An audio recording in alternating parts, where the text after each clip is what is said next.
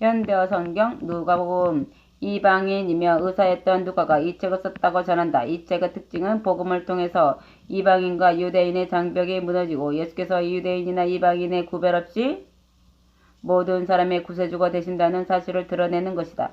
따라서 그는 예수 그리스도 독특한 생애에 대해 연대기적이며 정확하고 포괄적인 기사를 서술하려고 노력하고 있다. 또한 그리스도 완전한 인성을 나타내려는 목적을 가지고 그리스도 감정과 인간적인 면을 강조한다. 이 책에 사용된 헬라어는 매우 유창하고 아름다운데 특히 첫 장에 나오는 처음 4절은 신약 중에서 가장 아름다운 헬라어로 정평이 나 있다. 누가복음 1장 머리말.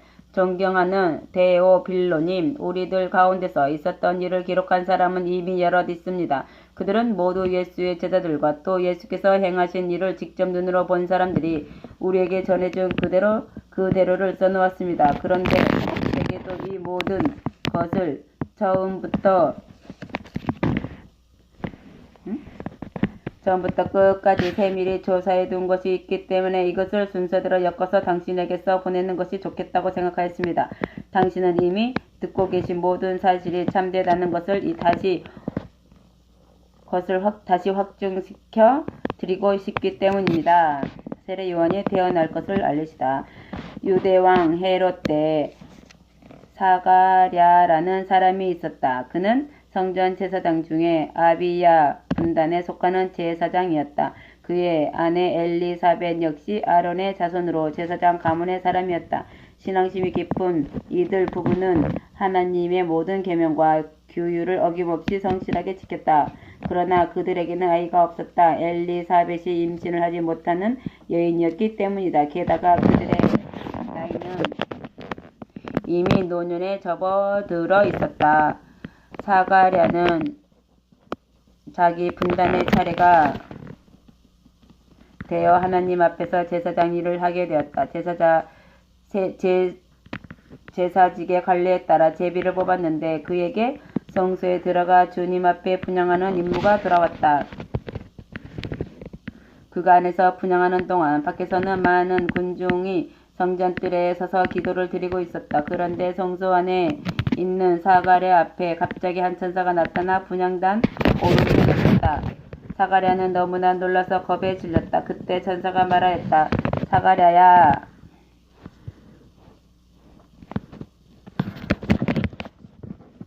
두려워하지 말아라. 나는 하나님께서 네 기도를 들어주셨다는 것을 알리려고 왔다. 네 아내 엘리사벳이 아들을 낳을 것이다. 너는 아이의 이름을 요한이라고 하여라. 아들을 낳게 되어 큰 기쁨과 즐거움을 누리게 될 것이고 많은 사람들과 함께 기뻐할 것이다. 그가 주님 앞에서 큰 인물이 될 것이기 때문이다. 그는 포도주나 독주를 입에 대지 않을 것이며 태중에 있을 때부터 성령으로 충만할 것이다. 그리고 많은 유대인들을 그들의 주 하나님께로 돌아오게 할 것이다. 그는 옛 예언자 엘리야의 심령과 능력을 가진 사람이다. 주님보다 먼저 와서 그분을 영접하도록 사람들을 준비시킬 것이다. 그는 어른들의 마음을 어린아이의 마음처럼 부드럽게 하고 복종하지 않는 마음을 변화시켜 믿음의 지혜를 갖도록 만들 것이다. 사가랴가 천사에게 말하였다. 하지만 내가 늙고 아내도 늘 나이가 많은데 어떻게 그 일이 가능하겠습니까? 그러자 천사가 말하였다. 나는 하나님을 모시고 있는 가브리엘이다. 그리고 이 기쁜 소식을 네게 전하라고 나를 보내신 분은 바로 하나님이시다. 그러나 네가 내 말을 믿지 않으니 너는 아들을 낳을 때까지 말을 못하게 될 것이다. 때가 되면 내 말대로 다 이루어질 것이다.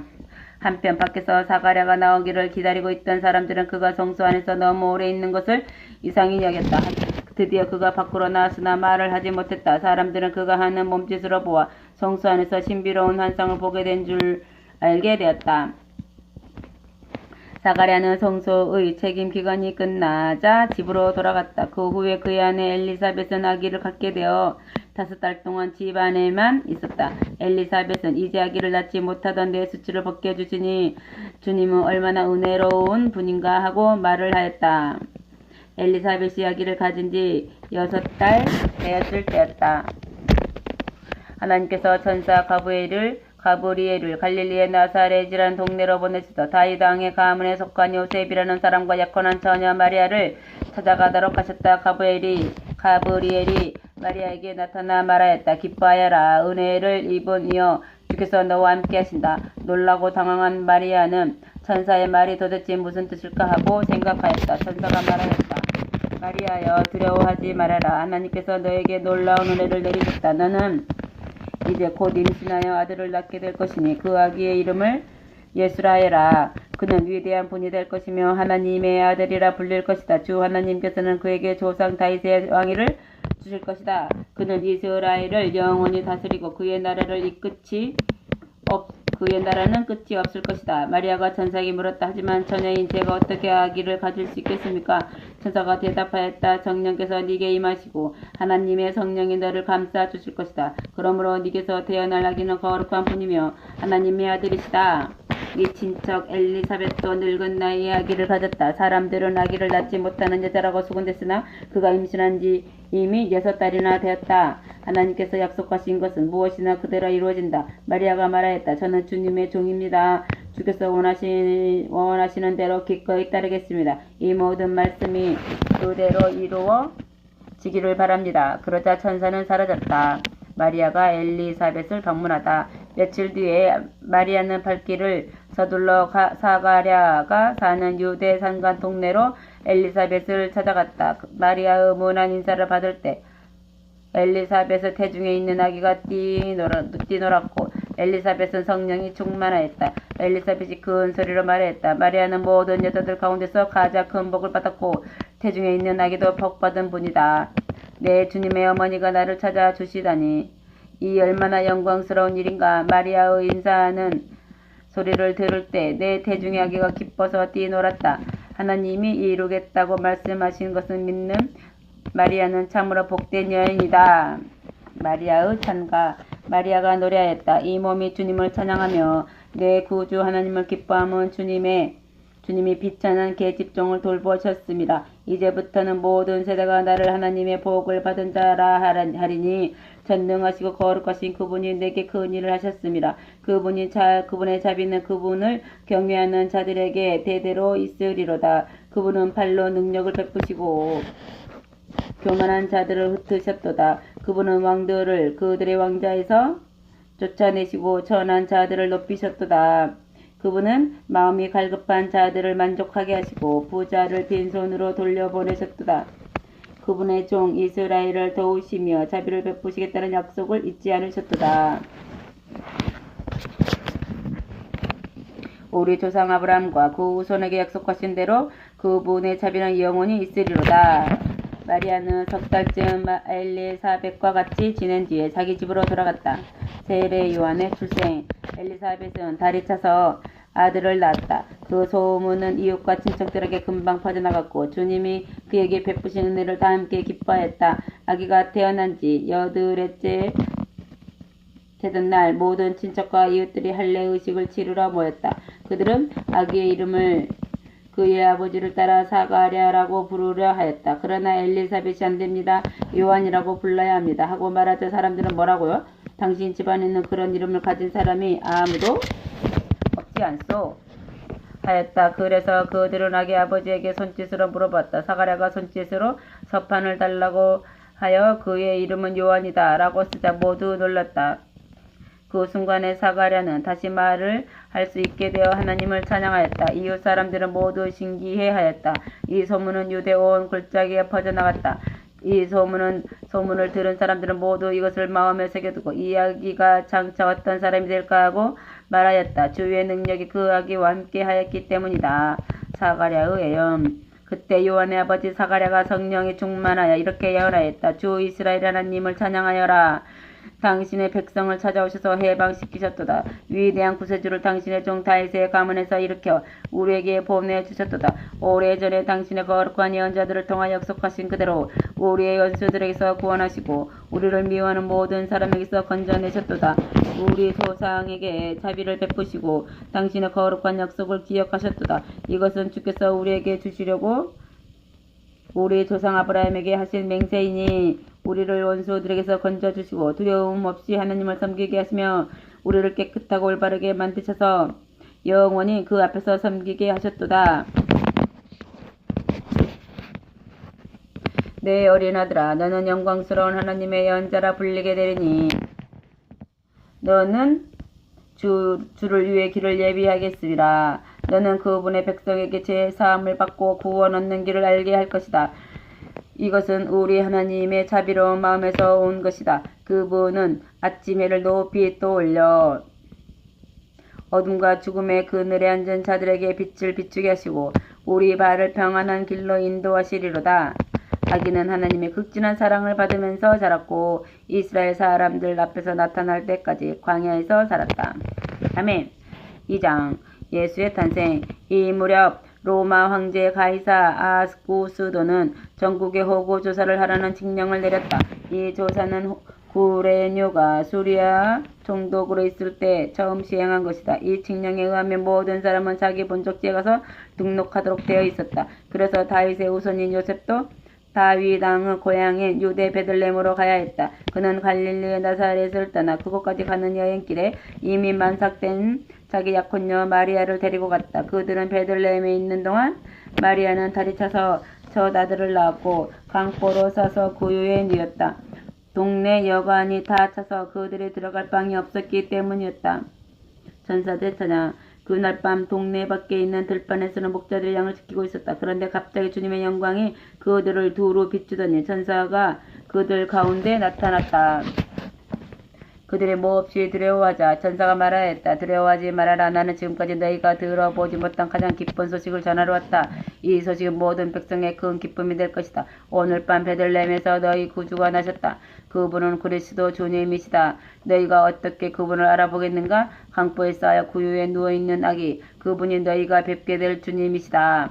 갑자기 많은 천군이 나타나 그 천사와 함께 하나님을 찬양하였다. 지극히 높은 곳에서는 하나님께 영광이요 땅에서는 주님이 기뻐하시는 사람들에게 평화로다.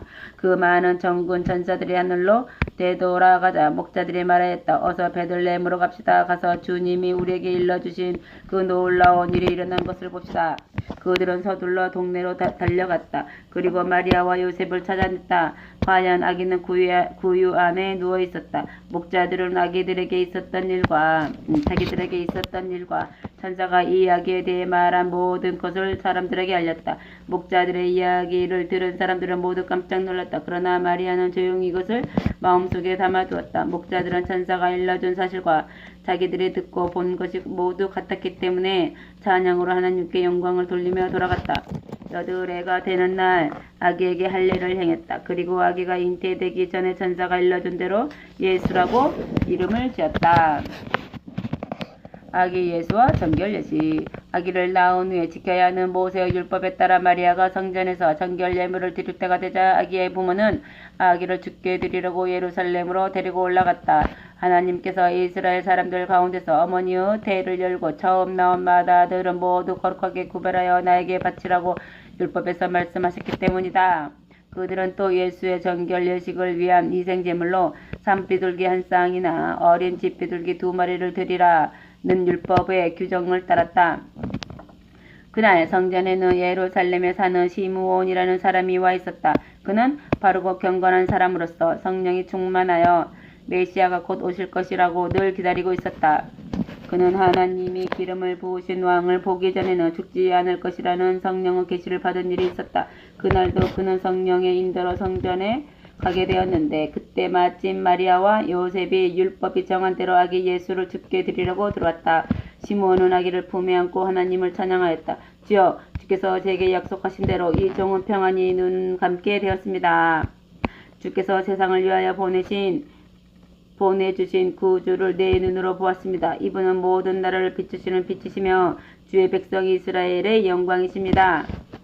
곁에 서서 이 말을 들은 요셉과 마리아는 놀랄 뿐이었다. 시므온은 그들을 축복한 후에 마리아에게 말하였다.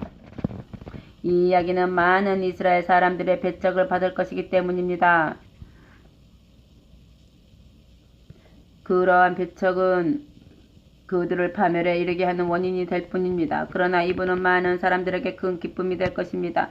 또한 그들의 마음속에 가장 기쁜 생각들을 드러나게 할 것입니다. 여자 예언자 안나도 그날 성전에 있었다. 그 여자는 아셀 지파에 속하는 바누엘의 딸로 나이가 매우 많았다. 결혼한 지 7해 만에 남편이 죽었으나 그 후 84살이 되도록 과부로 살았다. 그 여자는 성전을 떠나지 않고 밤낮으로 기도하며 때로는 금식하면서 하나님을 섬겨왔다. 그 예언자는 마침 들어오다가 시므온이 마리아와 요셉에게 하는 말을 듣고 하나님께 감사를 드리는 구주를 기다리는 예루살렘의 모든 사람에게 메시아가 드디어 오셨음을 알렸다. 나사렛으로 돌아오시다. 예수의 부모는 하나님의 율법이 요구하는 모든 일을 다 마치고 갈릴리 나사렛으로 돌아왔다. 아기는 날로 건강하고 튼튼하게 자랐으며 지혜가 뛰어났다. 하나님께서 늘 보살피신 까닭이다. 예수의 소년 시절. 예수의 부모는 해마다 6월절에는 예루살렘에 갔다. 예수께서 12살 되던 해에도 그들은 절기 관습을 따라 6월절을 지키러 올라갔다. 그런데 잔치가 끝나고 나사렛으로 돌아갈 때 예수께서는 아무에게도 알리지 않고 예루살렘에 머물러 계셨다. 예수의 부모는 첫날에는 예수를 찾지 않았다. 일행 중에 섞여서 친구들과 같이 오려니 생각했기 때문이었다. 그러나 저녁 때까지도 예수께서 보이지 않자 친척들과 친구들을 찾아다니며 예수의 행방을 물었다. 그러나 아무 데서도 찾지 못하자 그들은 예루살렘으로 되돌아갔다. 사흘 후에야 그들은 예수를 성전 안에서 찾아냈다. 예수께서는 율법 교사들과 함께 앉아서 율법 문제를 토론하고 계셨다. 그런데 듣는 사람 모두가 예수의 슬기로 대답에 경탄하고 있었다. 예수의 부모 역시 그 일을 보고 깜짝 놀랐다.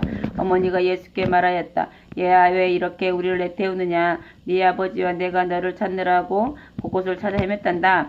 예수께서 말씀하셨다. 왜 나를 그렇게 찾아다니셨습니까? 내가 내 아버지 집인 성전에 있으리라는 것을 알지 못하셨습니까? 그러나 부모는 그 말씀이 무슨 뜻인지 알아듣지 못하였다. 예수께서는 부모를 따라 나사렛으로 돌아와 부모에게 순종하며 지내셨다. 예수의 어머니는 이 모든 일을 마음속에 간직하였다. 예수께서는 기와 지혜가 자라고 하나님과 사람들에게 더욱 사랑을 받으셨다. 아멘. 3장 세례 요한의 전도. 디베료 황제가 다스린 지 15년째 되던 해였다. 그 당시는 빌라도가 유대의 정독으로 헤롯이 갈릴리의 분봉왕으로 그의 동생 빌립이 이두레와 드라고니 지방의 분봉왕으로 루사니아가 아빌레네의 분봉왕으로 있을 때였다. 그리고 대제사장직은 안나스와 가야바가 맡고 있을 때 하나님의 말씀이 광야에 살고 있는 사가랴의 아들 요한에게 임했다. 요한은 요단강 부근에 있는 온 동네를 돌아다니며 사람들로 하여금 회개하고 하나님께로 돌아올 것을 호소하였다. 그리고 하나님께로 돌아온 증거로 세례를 받아야 한다고 설교하였다. 예언자 이사야의 말대로 요한은 광야에서 외치는 소리였다. 너희는 여호와께서 예루살렘의 성전으로 가실 길을 광야에 뚫어놓아라. 거친 사막을 평평하게 다듬어 우리 하나님이 통과하실 큰 길을 닦아놓아라. 깊은 골짜기마다 흙을 채워서 평지로 도도 올리고 산과 언덕을 모두 깎아 낮게 만들어서 결국 높은 곳들이 평평한 곳으로 바뀌고 울퉁불퉁한 산봉우리들이 드넓은 평원으로 바뀌게 하여라. 그 길로 여호와께서 영광스럽게 오실 것이니 모든 인간이 그분을 바라볼 것이다. 요한은 세례를 받으러 온 군중에게 이렇게 설교하였다. 독사의 자식들아, 너희는 진심으로 하나님께 돌아오려 하지 않고 지옥만을 피하려 하고 있다. 그게 바로 너희가 세례를 받으려는 이유 아니냐? 그러나 먼저 가서 너희가 참으로 회개했다는 것을 행동으로 증명해 보여라. 너희가 아브라함의 후손이기 때문에 안전하다는 생각을 하지 말라. 하나님께서는 이 광야에 있는 돌을 가지고도 아브라함의 자녀를 만드실 수 있기 때문이다. 하나님의 심판의 도끼가 나무 뿌리에 놓여 있다. 그러니 좋은 열매를 맺지 않는 나무는 다 지켜 불에 던져질 것이다. 군중이 요한에게 물었다. 그러면 우리는 어떻게 해야 합니까? 요한이 대답하였다. 옷을 2벌 가지고 있거든 한 벌을 가난한 사람에게 주어라. 먹을 것이 있거든 배고픈 사람과 나누어 먹어라. 부패했다고 소문난 세리들도 세례를 받으러 와서 물었다. 우리는 많은 죄를 지었으니 어떻게 하면 좋겠습니까? 요한이 대답하였다. 정직하게 살아라. 로마 정부가 정한 것 이상으로 세금을 더 받지 말아라. 군인들이 와서 물었다. 우리는 어떻게 해야 합니까? 요한이 대답하였다. 남을 위협하거나 폭력을 써서 돈을 빼앗지 말아라. 남이 하지 않은 줄 뻔히 알면서 고발하는 일을 하지 말고 또 너희들이 받는 봉급으로 만족하여라. 그리스도가 곧 오시리라고 기대하고 있던 많은 사람들은 요한이 혹시 그분일지도 모른다고 생각하였다. 그래서 그 사실을 여부를 묻는 질문이 사방에서 쏟아져 나왔다. 그러자 요한은 이렇게 대답하였다. 나는 다만 물로 세례를 주지만 나보다 훨씬 더 능력 있는 분이 곧 오신다. 나는 그분의 신발끈을 풀어드릴 만한 자격도 없다. 그분은 너희에게 불과 성령으로 세례를 주실 것이다. 그분은 알곡과 죽정이를 가려내어 죽정이는 영원히 꺼지지 않는 불에 태우시고 알곡은 곳간에 모아 들으실 것이다. 요한은 이 밖에도 사람들에게 많은 권명과 기쁜 소식을 선포하였다. 한편 갈릴리의 분봉한 헤롯은 동생 빌립의 아내를 자기 아내로 삼은 일과 그 밖에 옳지 못한 많은 일을 하였다. 이에 대해 요한이 공경연하게 비판하자 그를 감옥에 가두었다. 이렇게 하여 헤롯은 가뜩이나 많은 죄에다 죄 하나를 더하였다. 예수께서 세례를 받으시다.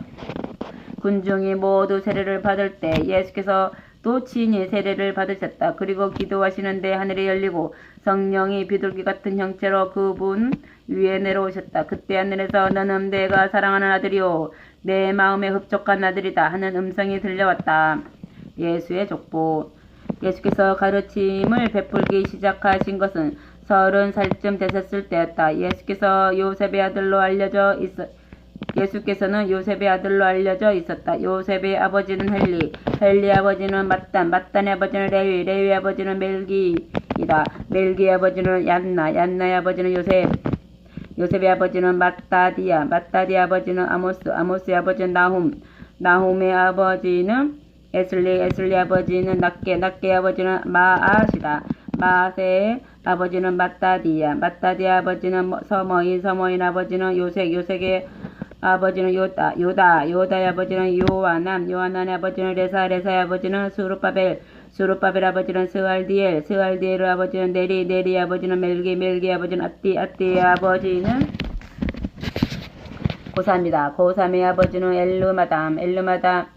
엘마담의 아버지는 에르의 아버지는 예수의 아버지는 엘리에서이다. 엘리에서 아버지는 요림의 아버지는 마타스 아버지는 레위 아버지는 시므온이다. 시므온 아버지는 유다의 아버지는 요셉의 아버지는 요남의 아버지는 엘리야김이다. 엘리야김의 아버지는 멜레야의 아버지는 맨나 아버지는 마따다 아버지는 나단이다. 나단의 아버지는 다윗의 아버지는 이세의 아버지는 오벳의 아버지는 보아스의 아버지는 살몬의 아버지는 나손의 아버지는 아미나답의 아버지는 아드민이다. 아드민의 아버지는 아니의 아버지는 헤스론의 아버지는 베레스의 아버지는 유다이다. 유다의 아버지는 야곱의 아버지는 이삭의 아버지는 아브라함의 아버지는 테라이다. 테라의 아버지는 나홀의 아버지는 수룩의 아버지는 루의 아버지는 벨렉이다. 벨렉의 아버지는 헤보의 아버지는 살라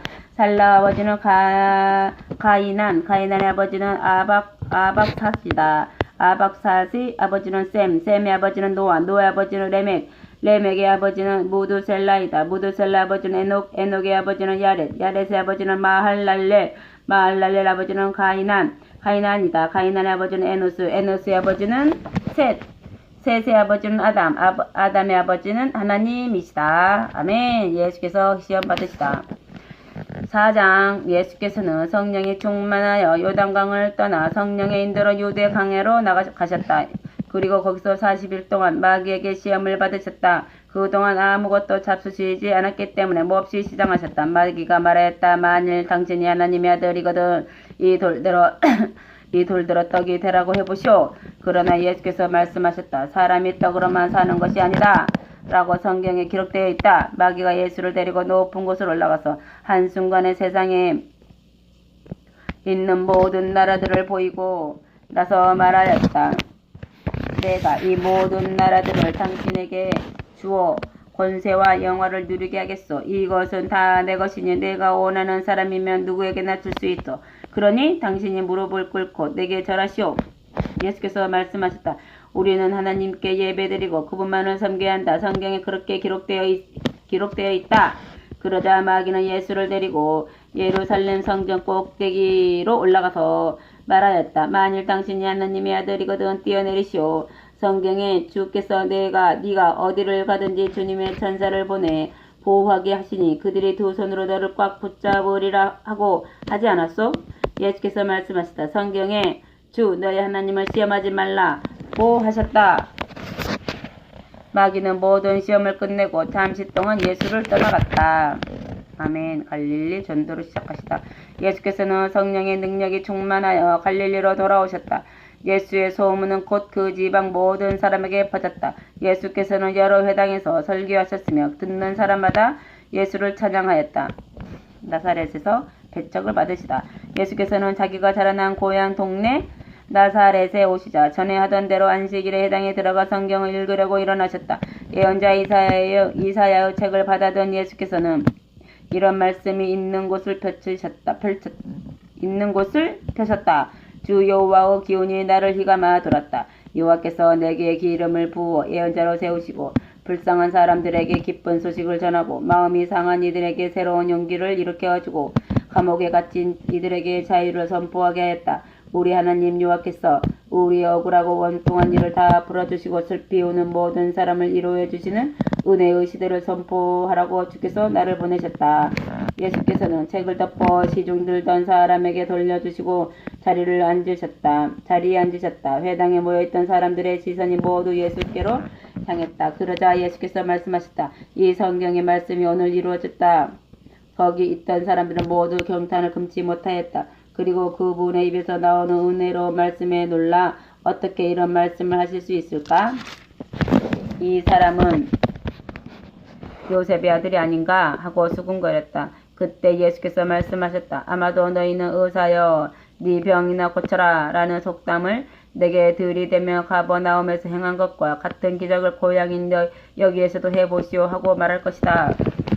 그러나 내가 분명히 너에게 일러둔다. 자기 고향에서 환영받는 예언자는 없다. 예언자 엘리야가 시돈 땅에 있는 사렙다 과부를 도운 일을 생각해보라. 그 당시 3년 6개월 동안이나 비가 오지 않아 온 땅에 기근이 계속되던 때 도움이 필요한 이스라엘인 과부가 많이 있었으나 엘리야가 보냄을 받은 것은 그들이 아니라 이방인 과부가 아니었느냐. 또한 엘리사는 도움이 필요한 이스라엘인 나병 환자들이 많이 있었는데도 그들을 제쳐놓고 오히려 수리아 사람 나만을 고쳐주지 않았더냐?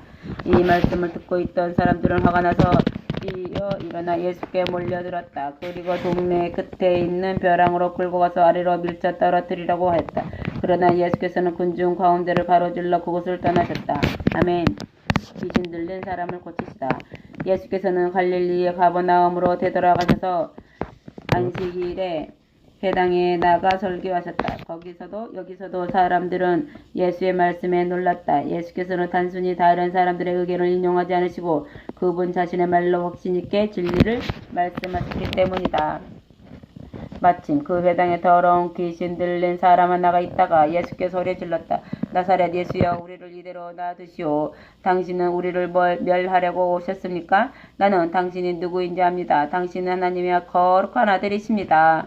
예수께서는 그를 꾸짖으시며 조용히 하라. 그리고 그에게서 나오라 하고 명령하셨다. 귀신은 군중이 지켜보는 앞에서 그 사람을 내동댕이 치더니 더 이상 그에게 상처를 입히지 않고 떠나가 버렸다. 사람들은 눈이 휘둥그레져서 이분의 말씀에는 도대체 무슨 능력이 있기에 귀신까지도 복종하는가 하였다. 예수께서 행하신 이 일은 화제거리가 되어 온 지방으로 퍼져나갔다. 아멘. 많은 사람을 고치시다. 회당에서 나오신 예수께서 시몬의 집으로 가셨다. 마침 시몬의 장모는 심한 열병을 앓고 있었으므로 사람들은 제발 이 부인을 고쳐 주십시오 하고 간절히 애원하였다.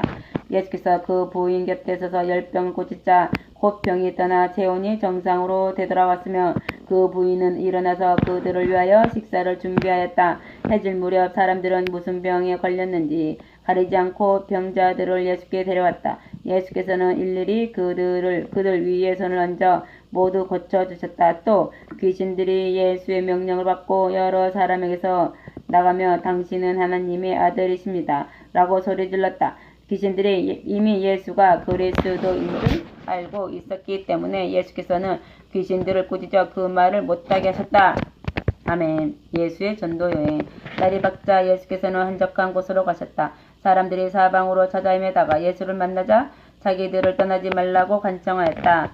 그러나 예수께서는 나는 다른 여러 곳에서도 하나님 나라의 복음을 전해야 한다. 하나님이 이 일을 위해 나를 보내셨다고 말씀하셨다. 그리고 예수께서는 온 유대를 다니시며 여러 회당에서 복음을 전하셨다. 아멘. 5장 첫 번째로 부르신 제자들.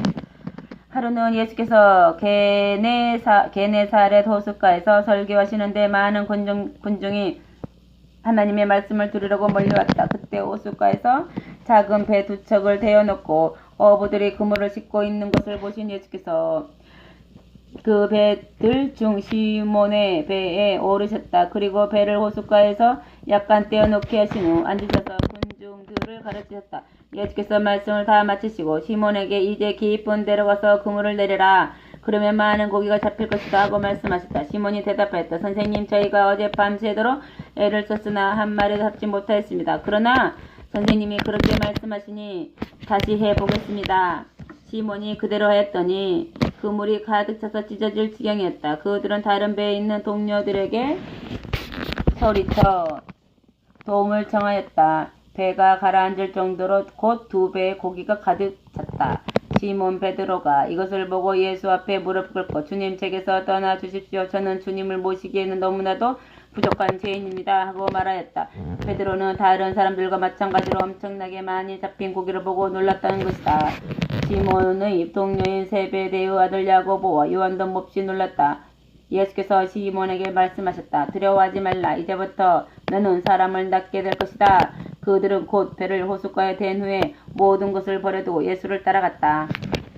나병 환자를 고치시다. 예수께서 어떤 동네를 방문하셨을 때 거기에 온몸이 나병으로 문드러진 사람이 있었다. 그가 예수를 보자 엎드려서 얼굴을 따게 되고 병을 고쳐달라고 연하였다. 선생님 원하신다면 선생님은 제 병을 깨끗이 고치실 수 있습니다. 예수께서 손을 내밀어 그를 만지며 내가 원한다. 깨끗하게 되어라 하고 말씀하시자 나병이 곧 나았다. 예수께서 아무에게도 알리지 말고 곧장 제사장에게 가서 몸을 보이고 모세 율법에 기록된 대로 예물을 드려 네가 깨끗하게 된 것을 증명하라고 이르셨다. 그러나 이러한 예수의 능력에 대한 소문은 금방 퍼져나가서 설교를 듣거나 병을 고치려는 사람들이 떼지어 몰려들었다. 그러나 예수께서는 때때로 한적한 곳으로 물러가서 홀로 기도하셨다.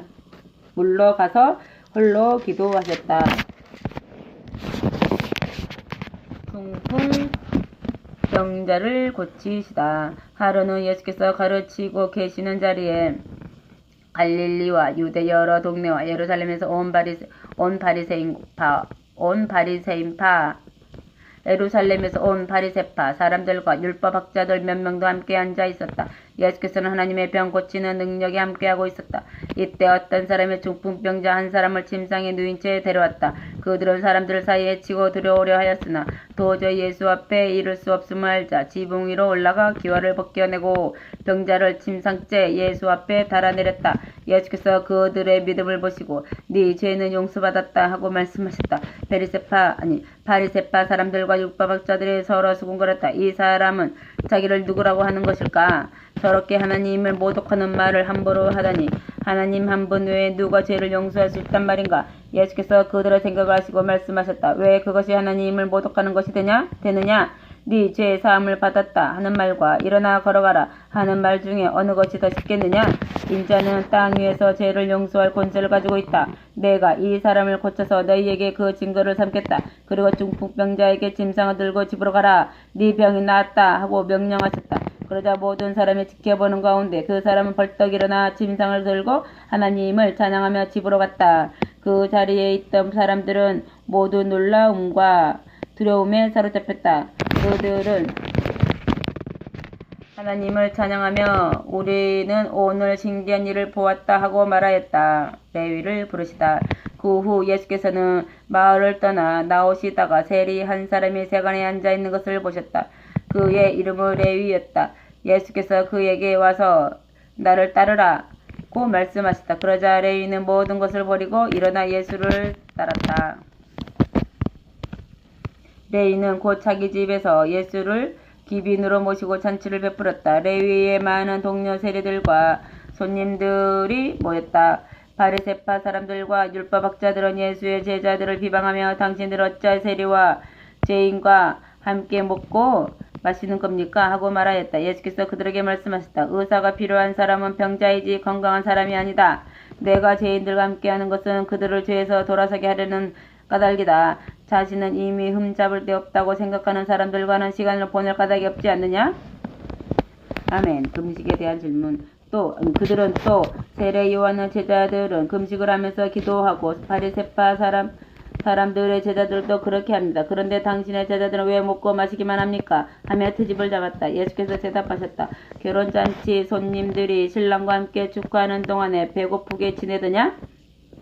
그러나 신랑이 죽임을 당할 날이 올 것인데 그때는 그들이 아무것도 먹으려 하지 않을 것이다. 예수께서 다시 비유를 들어 말씀하셨다. 새 옷에서 조각을 베어내어 낡은 옷에 대고 깁는 사람은 아무도 없다. 새 옷을 못쓰게 할 뿐만 아니라 낡은 옷도 새로 된 조각 때문에 어울리지 않는다. 또 새 포도주를 낡은 가죽 부대에 담는 사람도 없다. 새 포도주가 낡은 가죽 부대를 터뜨려서 부대를 버리게 되고 포도주도 쏟아질 것이다. 새 포도주는 새 부대에 담아야 한다. 묵은 포도주를 마시고 나서 새 포도주를 달라는 사람은 없다. 묵은 것이 좋다는 것을 누구나 다 알고 있기 때문이다. 아멘.